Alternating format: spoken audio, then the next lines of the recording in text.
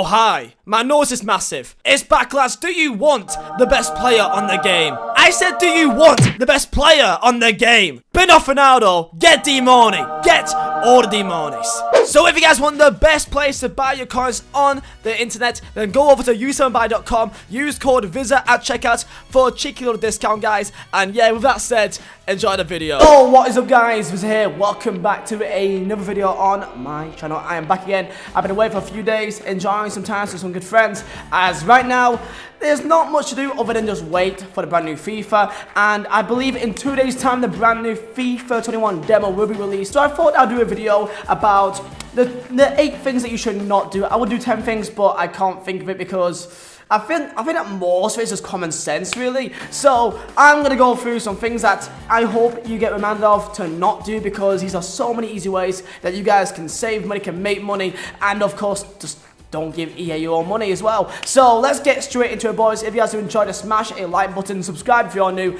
and let's get straight into it. So I feel like I need a simple video just to explain to you guys, these sort of things, because I feel like if I make it a bit too out there, a bit too fancy, you guys may just forget the actual main points if I just don't keep it simple. So let's go, boys. So coming now on Footbin, and we're gonna start off with merely how you can save money.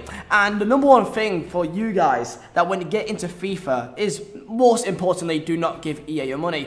Just instantly do not give them your money. It's not worth it. Buying the game in itself is enough for EA. They don't deserve your money. Simple as that. So I'm going to give you many tips to save yourself some cash and to make yourself some cash as well. But this is many things that you can stop doing to save yourself the coin balance that you have. So let's get into second thing. First one's simple. Don't give EA your money. I don't remember a time that I've ever put money in this game in the last like 5 years, and I've ever thought, you know what, man, that was worth it. Never, not once. And by the way, I don't put money on really. I put like £100 on last year at the start, and I've been doing that for the last like 3 years. I only put like £100 at the start, or like 150. And I feel disgusting even doing that. This year, I'm putting in nothing, absolutely zilch. And I'll be doing all my RTG stuff over on my Twitch channel, twitch.tv/Vizeh. That'll be where I'll be doing everything for FIFA 21 and just talking random stuff. So let's get into my next point, which will be simply do not just do SBCs because SBCs exist. For that, I mean, let's go with the Theo Walcott from last year. Okay, Theo Walcott SBC. I remember when he first came out, and if you look at his card now, you think, wow, okay, I mean, he's not that good, is he? But at the start of the game, everyone was like, wow, it's a Theo Walcott, and he's a BPO cut, and he's fast, and it's amazing. And you look at that value, and you think, 131k for a 3-star player, which is weak, can barely shoot, which has, 82 finishing, isn't even that good on the ball. I mean, he's okay, but passing is awful. And you think, that's just not worth it, literally at all. And there's a ton of SBCs just like this. If it's Bundesliga Player of the Month, Premier League Player of the Month, La Liga, Liga, and the list goes on, or just random flashback cards, or whatever they pop up out of nowhere. Don't just do SBCs because it's there. For example, there's this Theo Walker, but then there's a sample of like a Jimmy Vardy SBC. Player of the Month, which is this price. Actually, I think this card came out, I want to say around like November, October, I forgot what month it is, but it's near the start of the year. They will do an SBC, which is this value, which this is ridiculous value for what you get. But that Walcott, 131k in the first like 2-3 weeks of the game, and then there's this Vardy, which is this price, which is so much more value, and it's so much better. And that's what I mean by just don't do every single SBC because you think it's a brand new shiny card. Next up, I'm gonna go with, don't sell your informs that if you do pack any in the first week or two, don't sell them instantly. And this is why. Because in the first week, because it's the first, especially the first team of the week, because that's only out for like 2, 3, 4 days, and that is usually out only through the web app, or maybe even early access, which is very good, because that means that the game isn't out for everyone.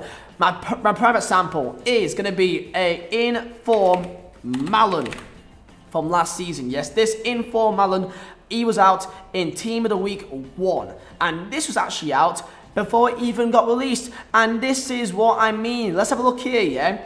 of daily graph. You can see this graph right here. So the first week, because everyone is opening packs non-stop for the first few days, of course, and he was worth 13k. Let's get rid of PC because no one cares about PC. Sorry lads, if you're a PC player, but bit weird. They could seem so cheap, and I remember this because I thought it was a very exciting card, and I thought, okay, I'm gonna invest in a few of these. I bought like 15 of him. He rose up to 50k within the space of 2 weeks. And there'll be players just like Malin, who's, if it is a usable card and it's an inform in the first team of the week, especially because not every single person will be packing this card. Therefore, in 2 weeks' time, this would be a very, very rare card. There'd be a very low supply of this kind of card. So if you see a card like him, which you think, you know what, man, it could be a usable, exciting card, you know, in 2 weeks' time, then invest in them. That's my best thing. I'm not really much of an investor, but this is too obvious. You know, 4-star skills, good pace, decent links, and imagine how much it would rise up if he was a BPL player or a Bundesliga player. Now you know what I mean. So invest in informs. If you pack informs, even if they're really bad, they're still worth to, like, you know, save in your club for a few weeks. For example, Delaney. Remember that I saved myself this Delaney because, again, at the start it was worth how much? 26k, and eventually 2 weeks later he's now worth 70k. Same example. If you see a player you think is going to be usable, save them, and they'll be worth triple, 4 times more money later on. It just is my best advice for that kind of stuff. Now, next up in my pieces of advice will be to not go for the most obvious players instantly. And by this I mean, for example, don't go for like a full BPL team straight away. You know, that is not worth it one bit. It's really not worth it. Because this is what happens, yeah? Because there's a player like Ndombele, which is a decent card. He's not, look at him, he's not an awful card, but he's worth extortionate money in the first week. I mean, look at this, man. It was worth 17k and 19k in the first weeks, and you could see how fast he dropped. So fast. From the 23rd of September, by the new month, it was worth 9k. That's half the money already gone. And this is how fast it does it. Because players realise that it's not that worth it. And of course, it's like Sissoko. And because they're an OP player, but because it's BPL players, they are always so expensive. Sissoko was a bit different because I think because he was used in a lot of meta teams in terms of pro players and that he always kind of kept his price. But there's many players like Ndombele, which is just there for like the first week and then he never used ever again. If I were you guys, just don't go for these sort of, you know, prime BPL players.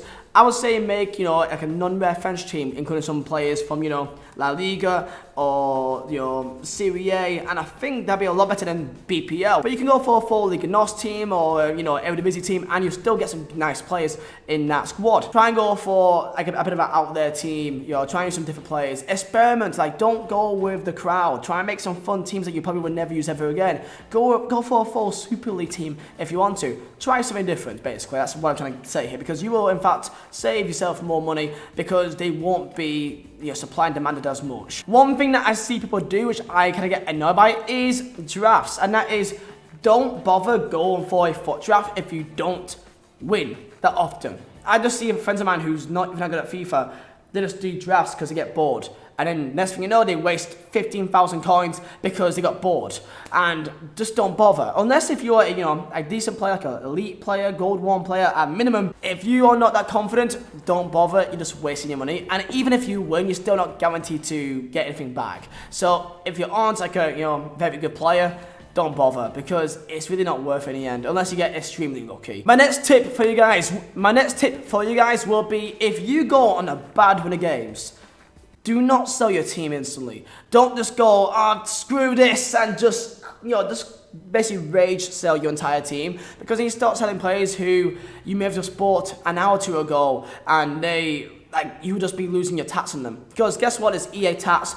5% off every single sell you make. As we see here, let's say you sell a player for 5k, that 5k might actually be 4,750. And you may say, that's not that much, but let's say you did that with a Ndombele, which cost 19k, you bought it for 19k, that means that you will lose, in fact, in that one transaction, a full 1,000 coins, and let's say you got an entire team of players like that, you in fact lose 11,000 coins if you sell an entire 11 at that same price. And the more expensive they are, the worse it is out for you. And next piece of advice will be one that you probably will already know, but I thought I would remind you, is to make sure that you don't just buy now every player. So when you want to buy a player, try your best to not buy now, because at the start, every single person is opening packs. It's sad, but people just are. If it's through rewards, or SBCs, or through putting money in the game, this is a time where almost every single person is putting money in the game, which is sad, but it just is the way it is, yeah? I always recommend, especially in the first few weeks, it's so easy to snipe players, okay? You can bid on players, and that's still a good way to, to get things done,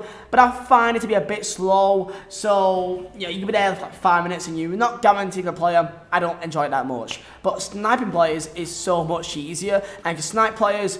Literally, if you don't know what it is, look it up on YouTube. It's everywhere, and you try to snipe players for a cheaper price, and there's always players popping up because prices inflate quite a lot. There's always gonna be people that maybe buys a card for like 2k cheaper, and because they sell them, they're like, okay, they must double this price, and don't bother looking up, and then you get them for 2k cheaper than what they actually are right now. That happens all the time. Think about your squad. If you want to take this game seriously, some people do, some people don't, then you gotta sometimes be smart in what you do, and sometimes you may get an amazing snipe of a player and get 5,000, 10,000 above profit. And that means that if you, for example, want to sell that player later on in the future, you can actually make profit off that player unless if you bought him by now. And the last thing I'm going to say to you guys, this has been mainly coins balance and how to make coins and sell coins sort of video, because I think it's important because a lot of people, they just throw coins left, right and center and not know what to do with it. My 8th thing to not do is simply